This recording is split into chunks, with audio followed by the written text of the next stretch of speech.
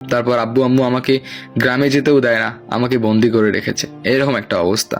যাই হোক, 2-3 বছর পর আমার আব্বু বলল, চলো আমরা গ্রামে যাব, মানে চিরদিনের জন্য একবারে শহর থেকে গ্রামে এসে নতুন বাসা করব।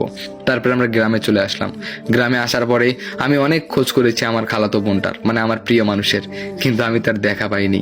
তারপরে হঠাৎ করে একদিন আমার খালা আসলো আমার বাসায়, মানে আমার হবু শাশুড়ি।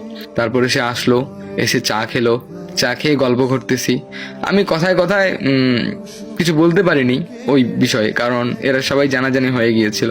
যাই হোক, এরপরে আমি পিছনে গেলাম। পিছনে গিয়ে আমি আমার মতো সিগারেট খাচ্ছি চুপ করে। তারপরে হঠাৎ করে আমার আম্মু আর আমার খালার কথা শুনতে পেলাম। আমার খালা বলল, মেয়েটাকে তো বিয়ে দিলাম, 5-6 মাস হলো। আমি অবাক হয়ে গেলাম, বিয়ে হয়ে গেছে আমার প্রিয় মানুষের। তারপরে আমি ভালো করে জিজ্ঞেস করলাম, খালা ওর কি বিয়ে হয়েছে?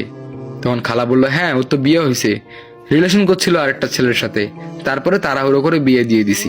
যদি কেউ জানতো ক্যামেরাটা বদনাম হবে না বাবা, সেই জন্য তাড়াহুড়ো করে বিয়ে দিছি। আমি বললাম, ও রিলেশন করতো আরেকজনের সাথে?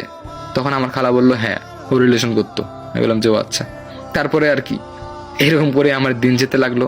ওই যে প্রথমবার যাকে ভালোবেসেছি, যাকে ভালো লেগেছে, তারপর থেকে দ্বিতীয়বার আর কেউ আসতে পারেনি এই বুকের মাঝে। ওই যে বলা হয় একতরফা ভালোবাসা, তবে এটা একতরফা ভালোবাসাও না, সেও ভালোবেসেছিল, কিন্তু মাঝপথে অন্যের হাত ধরে চলে গিয়েছে। আমারটা একতরফা ভালোবাসাই রয়ে গেল। হয়তো আমি সারা জীবন তার জন্যই অপেক্ষা করে যাব। সে ভালো থাকুক। আপনার জীবনের গল্পটা কি জানতে পারি? হয়ে যাক কমেন্টস।